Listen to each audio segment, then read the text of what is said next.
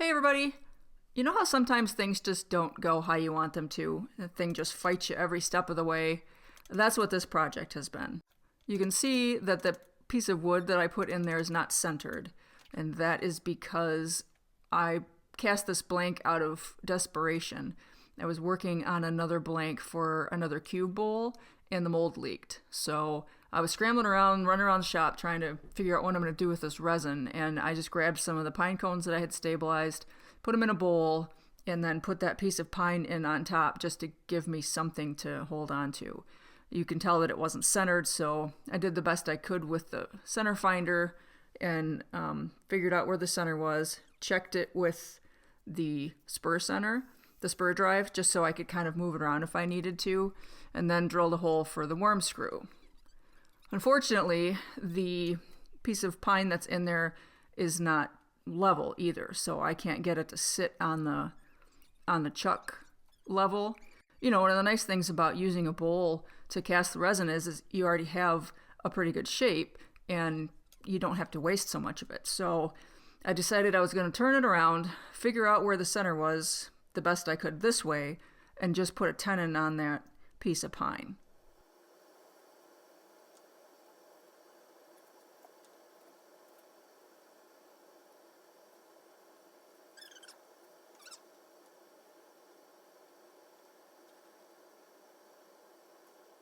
And that's about as good as I'm going to get it.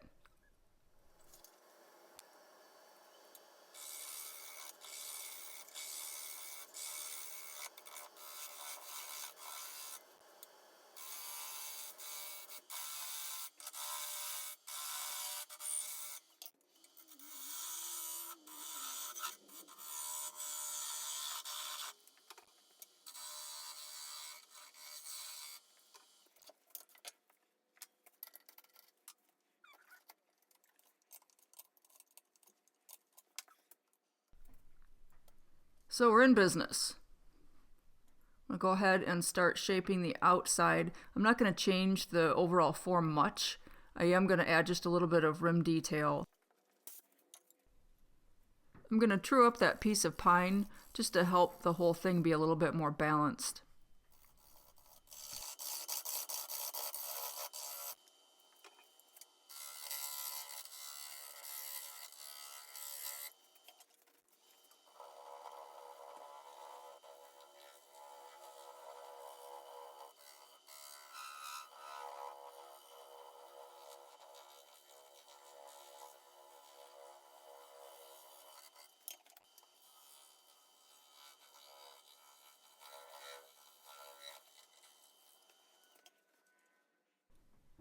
I forgot I did put a little 2-inch piece of walnut in the bottom of the bowl. I just used a little drop of hot glue.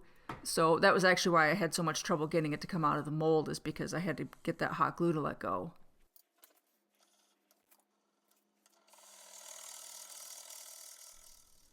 This is a 2-inch Forstner bit. I'm going to use a mortise on this one, so I'm drilling a 2-inch hole, which gets it close to the ideal size for my 50mm jaws. I just got a Nova dovetail tool, and I am going to use that to get the inside dovetail perfect. This tool is a little grabby, and it has a very short handle. I'm not taking very big cuts here at all. Yeah, so that's how it started. Obviously, the pine was not, super great to start with, and then I had a hole from where I'd done the wormwood screw, so I'm not really surprised that that tenon snapped off. So I picked it up off the floor, and I took it over to the drill press because the hole was just not big enough for the jaws to fit into.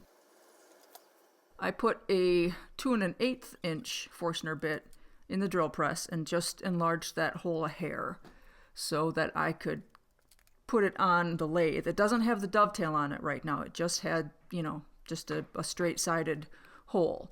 But it was enough that I could get it on there to make a new hole for the wormwood screw. So again, I'm being very, very careful with this, but boy, it is grabby. Gonna have to practice a little bit more with that.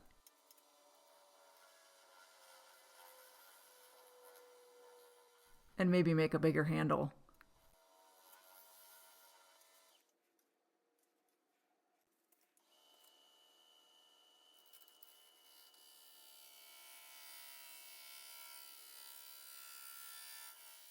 That's my 1/2 inch 40/40 gouge, and I'm using that just to take a little bit of the material away so that I can have a bit of a rim edge. I don't know what you call that.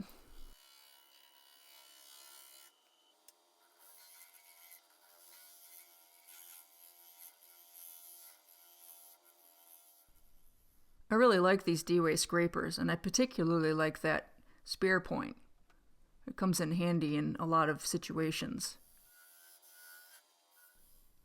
While I'm working on the outside shape, I just wanted to say a little bit more about the stabilizing of the pine cones.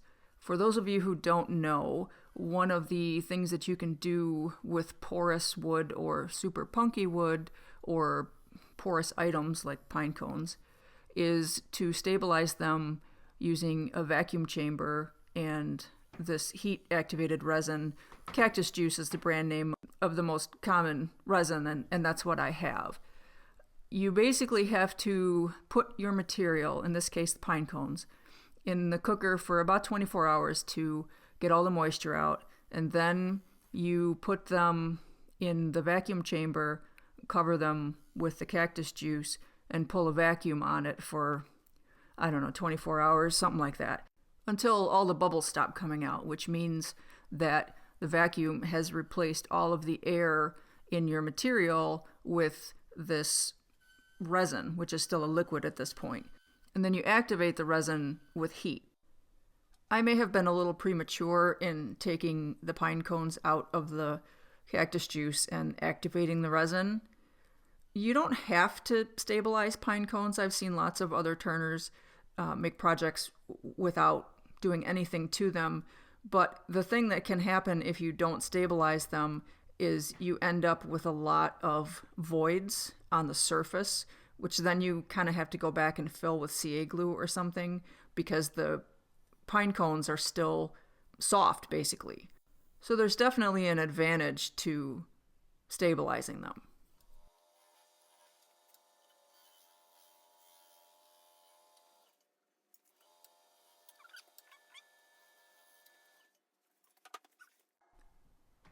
I started out sanding with an 80 grit mesh sanding disc, and it was just making such a mess that I decided I was going to finish with the 80 grit and then start wet sanding.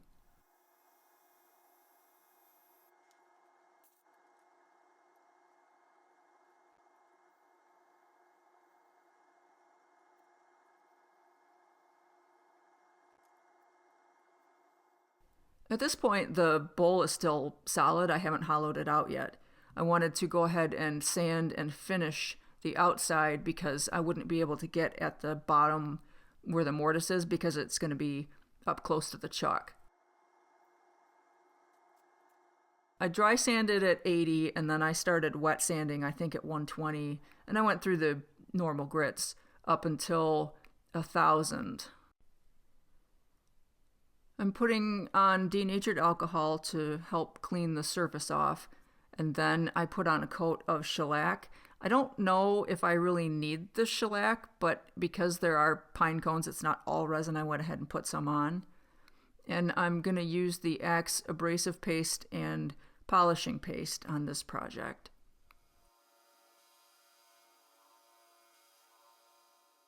A lot of the turners that I watch use the Axe products and then Shine Juice as well. I've never seen any of them have any issues with the Shine Juice, and that's where my problem comes in here at the end. Well, I have a couple of problems at the end.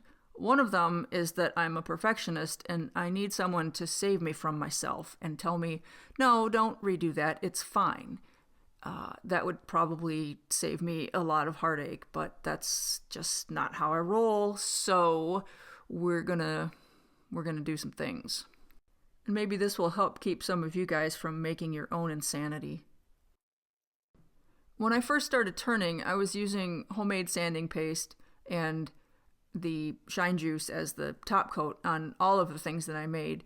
and that included wood and wooden resin hybrids. I never had any issues with it. At one point, I had to mix up a new batch, and I don't remember if I had new shellac or new denatured alcohol, but from there on out, I just kept getting kind of a weird streaky finish with it. I assumed that it was somehow related to the denatured alcohol, maybe flashing off too fast. So I got a different kind of denatured alcohol. I bought the green kind, and I bought shellac flakes, and I'm mixing my own shellac. But I'm still having issues with the shine juice and maybe even the shellac on some of the stuff. But since I'm only using the shellac as a sealer, that's not really causing me any grief. I'm going to slow the footage down to real time here. This is a square carbide cutter that as soon as I start using it, it just shatters the resin. And this is a really good way to be able to tell the difference between a regular carbide cutter and a negative rate cutter, because nothing has changed except I put a different tool to it.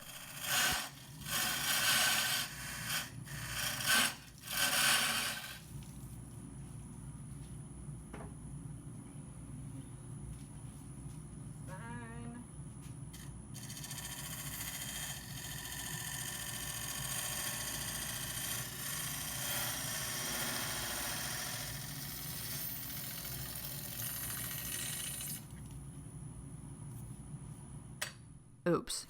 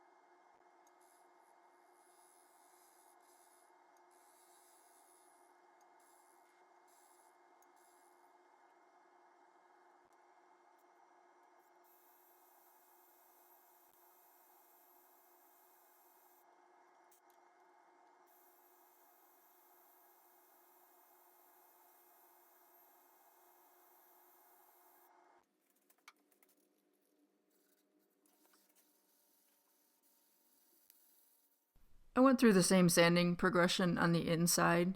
I probably should have changed the water every time I changed grits, but I was just being lazy. Does this funky spiral pattern bring anybody else back to Shere Khan from Disney's The Jungle Book?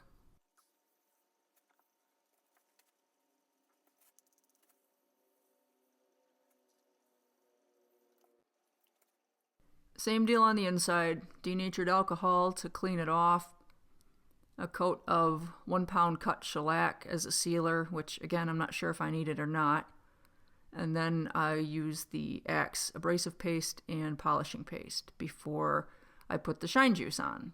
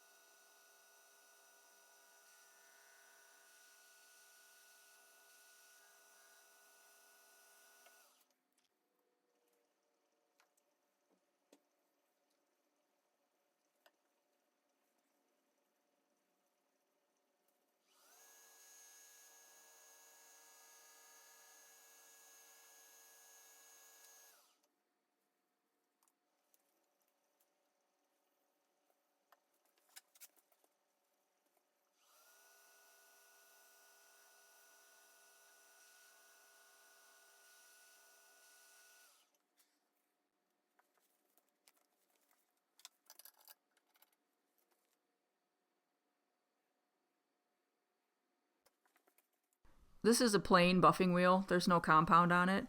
I'm just using it to see if I can buff the surface of the shine juice up enough to maybe get rid of some of the streaking that I'm seeing.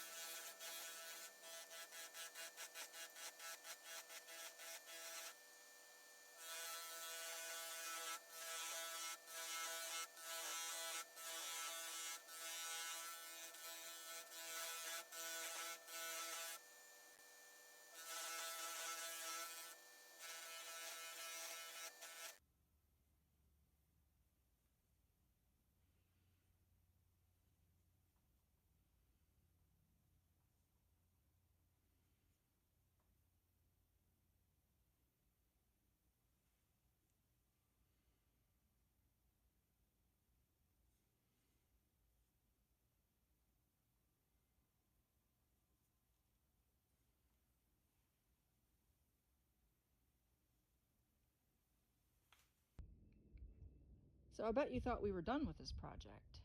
No.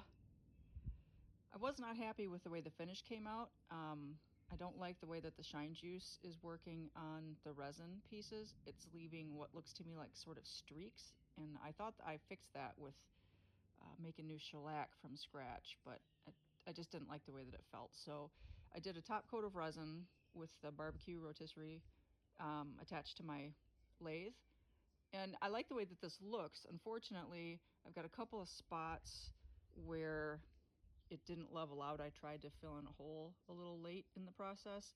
And also, I may have been a little